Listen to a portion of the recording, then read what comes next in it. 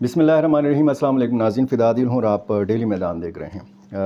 افغانستان سے متعلق کچھ خبریں ہیں اور کچھ پاکستان سے متعلق بنو، کرم، تیرا اور مولانا فضل الرحمان، بشرا بی بی، یہ کچھ مختصر خبریں میں آپ کے سامنے رکھتا ہوں۔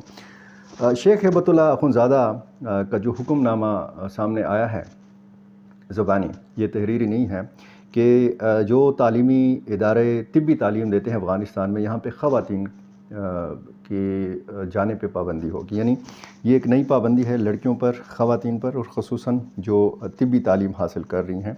اس پر شدید رد عمل آ رہا ہے۔ اسلامی تعاون تنظیم OIC نے بھی اس پر شدید رد عمل دیا ہے۔ یورپی یونین کا جو رد عمل ہے وہ کل کی ویڈیو میں آپ کے سامنے رکھ چکا ہوں۔ امریکہ نے شدید رد عمل دیا ہے۔ یونیسیف نے، جو اقوام متحدہ کا ادارہ ہے، اس نے رد عمل دیا ہے۔ اور اب تشویشناک بات یہ ہے کہ طالبان کی اپنی صفوں میں اس حوالے سے اختلاف رائے پایا جاتا ہے۔ قندھار میں ایک اجلاس منعقد ہوا ہے اور اسی اجلاس کے حوالے سے یہ بتایا گیا ہے کہ یہ زبانی احکامات جو ہیں شیخ ہیبت اللہ نے یہ اسی اجلاس میں دیے ہیں۔ طالبان حکومت کی کابینہ کا یہ اجلاس تھا اور اس اجلاس میں بھی جو ہے یہ بتایا گیا ہے کہ کچھ طالبان رہنماؤں نے اختلاف کیا ہے لڑکیوں کی تعلیم کے حوالے سے اور خصوصاً اس نئے فیصلے کے حوالے سے۔ تو یہ جو تقسیم ہے یہ ظاہر ہے کہ اختلاف رائے تو ہر جگہ پہ ہوتا ہے، کہیں پہ کھل کے اس اختلاف کا اظہار کیا جاتا ہے اور کہیں پہ نہیں کیا جاتا۔ بہت ساری چیزیں میڈیا پہ نہیں آتی ہیں۔ ایک سخت گیر قسم کا جو گروپ ہے طالبان کا، وہ قندھار میں بیٹھتا ہے۔ ایک ان کا سفارتی گروپ ہے جو مختلف ممالک کے ساتھ تعلقات پر یقین رکھتا ہے، اور ایک وہ گروپ ہے جو براہ راست افغان طالبان کا حصہ ہے، مختلف وزراء کی شکل میں وہ آپ کو نظر آتا ہے۔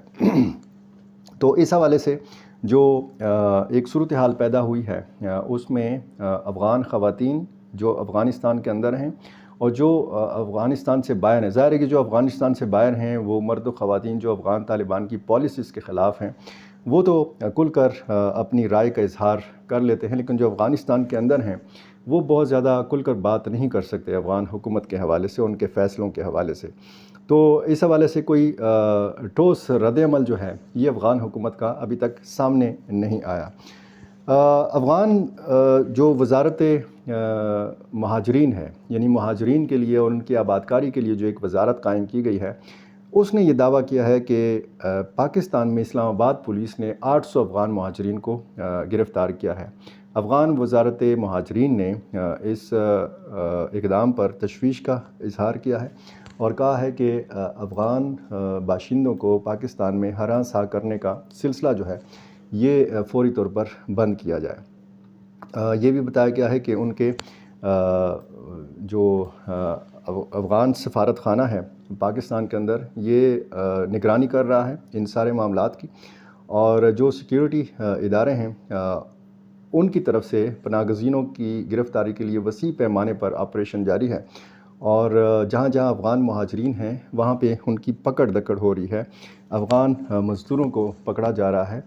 اب یہ ایسا فگر ہے 800 افغان مہاجرین کی، جس کے حوالے سے نہ پاکستانی میڈیا میں، نہ پاکستانی حکام کی جانب سے، نہ اسلام آباد پولیس، نہ اسلام آباد انتظامیہ کی جانب سے کچھ کہا گیا ہے۔ ہو سکتا ہے اس میں مبالغہ بھی ہو، لیکن ظاہر ہے کہ تشویش پائی جاتی ہے۔ جس طرح پشتونوں کی پکڑ دکڑ یا ان کو ہراساں کرنے کے حوالے سے مختلف سیاسی جماعتوں نے تنقید کی ہے، اسلام آباد پولیس البتہ تردید کرتی رہی ہے کہ کسی کو بھی نسلی بنیادوں پر یا لسانی بنیادوں پر گرفتار نہیں کیا گیا۔ جن جرائم میں ملوث پایا گیا بغیر کسی یعنی ان کا ڈومیسائل یا ان کا پتہ چیک کیے ان کی گرفتاری ضرور عمل میں لائی گئی ہے، لیکن یہ نہیں کیا گیا کہ کوئی پشتو بولنے والا ہے یا کوئی خیبر پختونخوا سے تعلق رکھنے والا ہے تو ان کو گرفتار کیا گیا ہو۔ گورنر خیبر پختونخوا نے جو کل جماعتی کانفرنس بلائی تھی، اس میں اس کے اعلامیہ میں باقاعدہ اس چیز کا ذکر ہے کہ پشتونوں کی پروفائلنگ نہ کی جائے اور پشتونوں کی جو گرفتاریاں ہیں یہ سلسلہ فوری طور پر جو ہے وہ روکا جائے۔ یہ بھی بتایا گیا ہے کہ مسلسل جو میڈیا رپورٹس ہیں ان کی نگرانی کی جا رہی ہے افغان حکومت کی جانب سے، افغان وزارت مہاجرین کی جانب سے، اور تمام تر تفصیلات جو ہیں یہ اکٹھی کی جا رہی ہیں اور سرکاری حکام سے اس حوالے سے مسلسل رابطے کیے جا رہے ہیں۔ آتے ہیں دوسرا معاملہ ڈسکس کرتے ہیں۔ کرم کے حوالے سے دو الگ الگ جرگوں نے کامیابی کے دعوے کیے ہیں۔ ایک تو سرکاری جرگہ ہے، خیبر پختونخوا کے وزیر اعلیٰ علی امین گنڈاپور کی ہدایت پر جو گرینڈ امن جرگہ ہے، یہ کوہاٹ میں ہوا ہے۔ کمشنر کوہاٹ اس کی نگرانی کر رہے تھے اور بیرسٹر سیف جو مشیر اطلاعات ہیں، انہوں نے یہ دعویٰ کیا ہے کہ دونوں فریقین غیر معینہ مدت تک کے لیے فائرنگ بند کرنے پر راضی ہو گئے ہیں، یعنی سیز فائر ہو گیا ہے غیر معینہ مدت تک کے لیے۔ مورچے تمام خالی کرا لیے گئے ہیں، یہاں پر سیکیورٹی فورسز تعینات کی جا چکی ہیں۔ اور دوسرا ایک جرگہ جو ہے یہ پشتون قومی جرگے کا ایک مذاکراتی کمیٹی کہہ لیں یا چھوٹا سا جرگہ کہہ لیں، یہ کرم میں موجود ہے۔ دوسرا دن ہے۔ مولوی مفتی کفایت اللہ جن کا تعلق جمعیت علماء اسلام سے ہے، یہ اور ملک نصیر کوکیخیل، ان کی سربراہی میں یہ پشتون قومی جرگہ جو ہے یہ پہلے انہوں نے پارا چنار میں ملاقات کی، مرکزی امام بارگاہ میں اہل تشیع سے، اور پھر صدہ میں ان کی ملاقات ہوئی اہل سنت کے لوگوں سے۔ اور یہاں پر بھی بتایا گیا ہے کہ ایک تیگا رکھا جائے گا، یعنی پشتون روایات کے مطابق ایک ضمانت لی جائے گی کہ کوئی بھی فریق جو ہے معاہدے کی خلاف ورزی نہیں کرے گا۔ اب ایک معاہدہ کوہاٹ میں ہوا ہے یا ہونے جا رہا ہے یا اس کو پھر تحریر کیا جائے گا، اور دوسرا معاہدہ صدہ میں یا پارا چنار میں ہوگا، ایک غیر سرکاری معاہدہ ہوگا، ایک سرکاری معاہدہ ہوگا۔ یہ کنفیوژن جو ہے یہ دور ہو جانی چاہیے، کیونکہ اس میں پھر ظاہر ہے کہ کسی نہ کسی دونوں فریقین میں سے ایک فریق کو مستقبل میں موقع مل سکتا ہے کہ جی ہم تو اس سرکاری معاہدے کے پابند تھے، دوسرا فریق کہہ سکتا ہے کہ ہم تو اس غیر سرکاری معاہدے کے پابند تھے۔ تو اس جرگے کو ایک ہونا چاہیے، جرگہ ایک ہو، سرکاری ہو غیر سرکاری ہو۔ ظاہر ہے کہ سرکاری جرگہ ہے یا غیر سرکاری جرگہ ہے، دونوں میں ایسے لوگ، ایسے رہنما موجود ہیں کہ جو صلح کی بات کر رہے ہیں، امن کی بات کر رہے ہیں، تو کیوں نہ یہ کوششیں مشترکہ طور پر کی جائیں اور اس میں کریڈٹ لینے والا چکر جو ہے یہ بالکل باہر نکال دیا جائے۔ تو اس میں پھر اگر ضمانت لی جائے گی، تیگا رکھا جائے گا تو، اور دونوں فریقین کو اس پر آمادہ کیا جائے گا، تو پھر اس کا کوئی حل بھی نظر آئے گا۔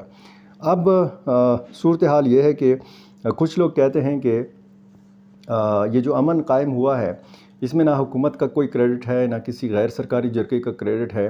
اصل میں معاملہ یہ ہوا ہے کہ راستے سارے بند تھے اور مورچوں میں جو فریقین بیٹھے ہوئے تھے ایک دوسرے پر فائرنگ کرتے رہے کئی ہفتوں تک، کئی دنوں تک، تو ان کے پاس کارتوس ختم ہو گئے، ان کے پاس گولیاں ختم ہو گئیں، تو یہ مجبور ہو گئے کہ اب اس قسم کی صورتحال کے لیے یہ آمادہ ہو جائیں۔ یہ کب تک سیز فائر ہوگا، اس کی ضمانت کیسے لی جائے گی، یہ ظاہر ہے کہ میں بار بار یہ بتاتا رہا ہوں کہ باہر سے کسی نے نہیں آنا، کسی جرگے سے امید نہیں رکھنی کرم کے دونوں فریقین نے۔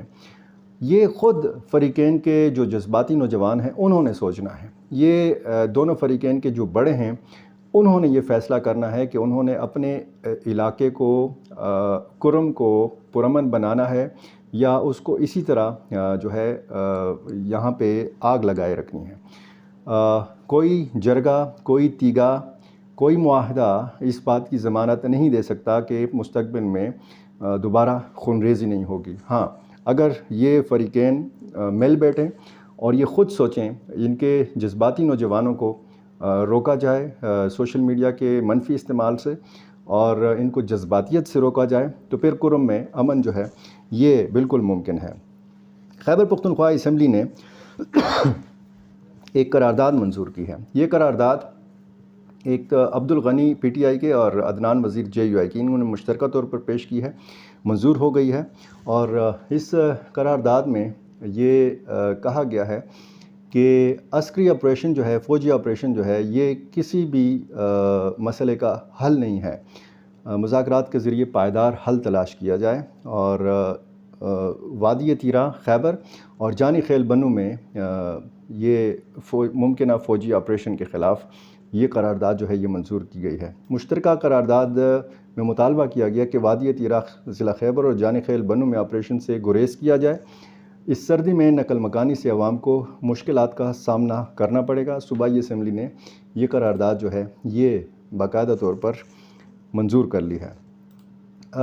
مولانا فضل الرحمان کے حوالے سے خبریں گرم ہیں کہ وہ ناراض ہیں۔ 3 مدارس بل پر صدر آصف علی زرداری نے دستخط نہیں کیے، اور یہ بھی بتایا گیا ہے کہ اگر یہ دستخط نہ کیے گئے تو پھر اسلام آباد تک مارچ کیا جا سکتا ہے جمعیت علماء اسلام کی طرف سے۔ مولانا فضل الرحمان سے وزیر اعظم شہباز شریف کی بھی ملاقات ہوئی ہے، فون پہ بھی رابطے ہیں، اور بلاول بھٹو زرداری نے بھی ملاقات کی۔ کچھ لوگوں کا خیال ہے کہ مولانا فضل الرحمان کو موقع دیا جا رہا ہے کہ وہ اس حوالے سے ایک احتجاج ریکارڈ کروائیں، اس سے پہلے اس مسودے پر دستخط نہیں ہوں گے، اور ان کو ایک حقیقی اپوزیشن کے طور پر چونکہ پیش کیا جانا ہے، اور یہ بھی کہ اس وقت تاثر یہ ہے کہ ایک صرف پی ٹی آئی جو ہے وہ اپوزیشن کا کردار ادا کر رہی ہے، تو جو پی ٹی آئی کے لوگ ہیں یہ اس قسم کا شک کا اظہار کر رہے ہیں۔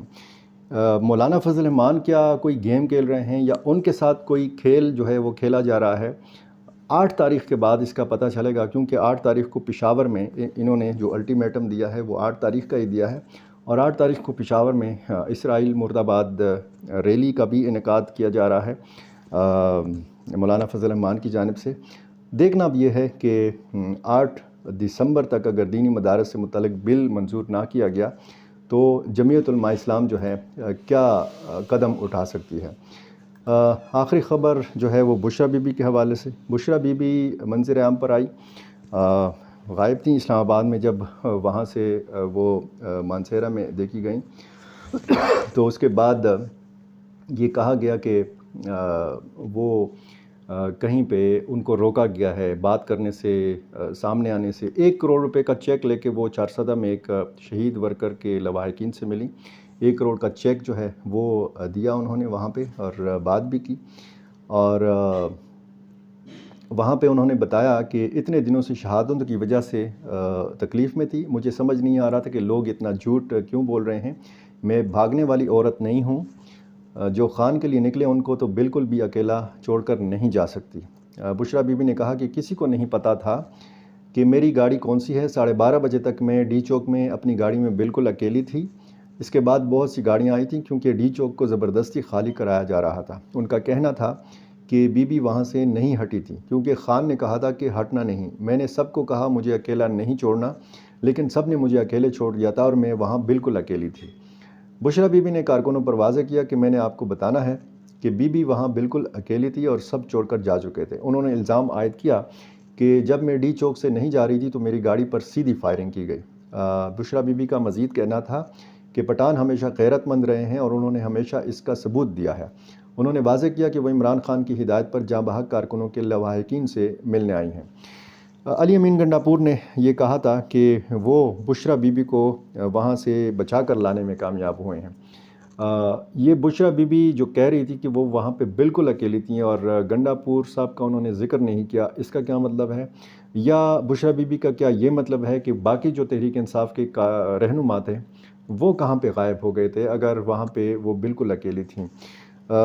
یہ جو بات چیت انہوں نے کی ہے اس سے تھوڑی بہت کنفیوژن جو ہے وہ رہتی ہے، اور امید ہے آنے والی دنوں میں یہ کنفیوژن بھی جو ہے وہ یا تو علی امین گنڈاپور دور کر لیں گے یا بشرا بی بی خود اس پہ بات کر لیں گی۔ بہرحال انہوں نے گلہ کیا ہے کہ وہ بالکل اکیلی تھیں، ڈی چوک تک جو ہے وہ صرف پہنچیں اور دوسری طرف علی امین گنڈاپور بھی پہنچے تھے، لیکن وہاں سے وہ کارکنوں کو چھوڑ کر پھر خیبر پختونخوا پہنچ گئے تھے۔ بہت شکریہ۔